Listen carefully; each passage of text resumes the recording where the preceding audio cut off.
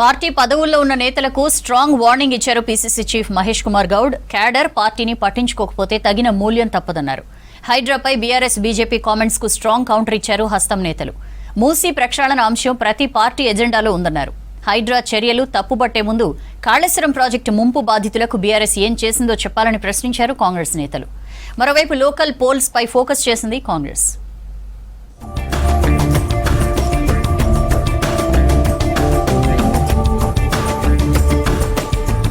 AICC అగ్రనేత రాహుల్ గాంధీకి హరీష్ రావు లేఖ రాయడంపై స్పందించారు ఎంపీ మల్లు రవి. హరీష్ రావు లెటర్ రాసింది మూసీ బాధితుల కోసం కాదన్నారు. రేవంత్ రెడ్డికి వస్తున్న ఆదరణ తట్టుకోలేక రాహుల్ గాంధీకి లేఖ రాశాడన్నారు. మూసీని అభివృద్ధి చేయాలని సీఎం రేవంత్ రెడ్డికి భారీగా దరఖాస్తులు వస్తున్నాయన్నారు. మూసీపై నిర్మాణ పనులు స్టార్ట్ కాకముందే అవినీతి జరిగిందని కేటీఆర్ ఎలా విమర్శిస్తారని మండిపడ్డారు మల్లు రవి.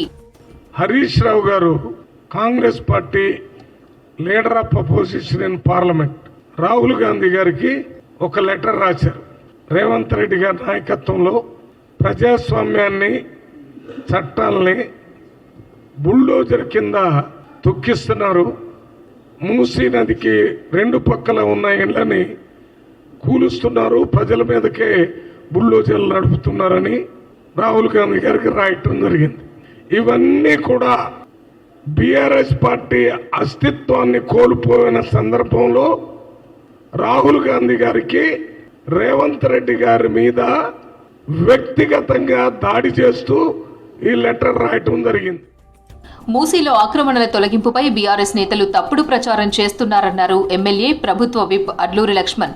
మూసీలో ఉన్న పేదలకు డబులిన్లు కేటాయించిన తర్వాతే కూల్చివేతలు చేపడుతున్నారన్నారు. మూసీలో ఆక్రమణలు ఉన్నాయని గతంలో కేసీఆర్ స్వయంగా ప్రకటించారన్నారు అడ్లూరి. మూసీ నది పనులకు ఎవరు అడ్డుపడ్డా ఆగేది లేదన్నారు నేతలు. ఉమ్మడి కరీంనగర్ జిల్లాకు సంబంధించిన కాళేశ్వరం ప్రాజెక్టు లింక్ 1, లింక్ 2 కింద సుమారు 4,000 ఎకరాల భూమి, 4,000 ఎకరాల భూమి, ఒక్కొక్క భూమి ఆయకట్టుకు రైతుకు సాగు చేసుకునే అనువైన భూములు. ఒక ఎకరం 20-25 లక్షలు 30 లక్షలకు అయినా కూడా ఇవ్వనటువంటి భూములను రైతులను బెదిరించి ఇవ్వకపోతే డబ్బులు మొత్తం మేము అకౌంట్లో జమ చేస్తాం. ముఖ్యమంత్రి కేసీఆర్ మాట అంటే మాటే, మేము ప్రాజెక్టు కింద భూములు బలవంతాన తీసుకుంటామని చెప్పేసి బలవంతాన భూములు గుంజుకుంటే నిర్బంధంగా భూములు గుంజుకున్నారు మీరు. ఇదే హరీష్ రావు, ఇదే కేటీఆర్, ఇదే మాజీ ముఖ్యమంత్రి కేసీఆర్.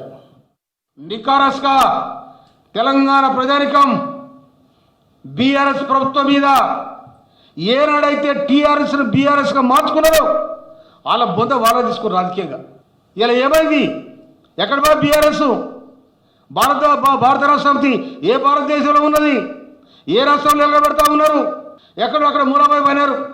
వచ్చి ఈ మురికి నీళ్ళ కోసం ఇవాళ మూసిలో పోతున్న దానికోసం ఆ మురికిలో పండుకొని మీరు అడిగిన బోర్లి ఈడబడి ఆ మూసిలో తేలి హరీష్ రావు బామరు తిరుగుతారు, అలా తెలుస్తుంది. సిద్దిపేట జిల్లా గజ్వేల్లోని మల్లన్న సాగర్ బాధితులకు అండగా ఉంటామన్నారు మాజీ ఎమ్మెల్యే కాంగ్రెస్ సీనియర్ నేత మైనంపల్లి హనుమంతరావు. అమెరికా నుంచి వచ్చి కుర్చీలో కూర్చున్న కేటీఆర్ కు ప్రజల కష్టాలు ఏం తెలుసని ప్రశ్నించారు మైనంపల్లి. సోషల్ మీడియా వేదికగా హైడ్రా బాధితులను బీఆర్ఎస్ రెచ్చగొడుతుందని విమర్శించారు. డీసీసీ అధ్యక్షుడు నర్సారెడ్డితో కలిసి మల్లన్న సాగర్ కాలనీలో పర్యటించారు మైనంపల్లి.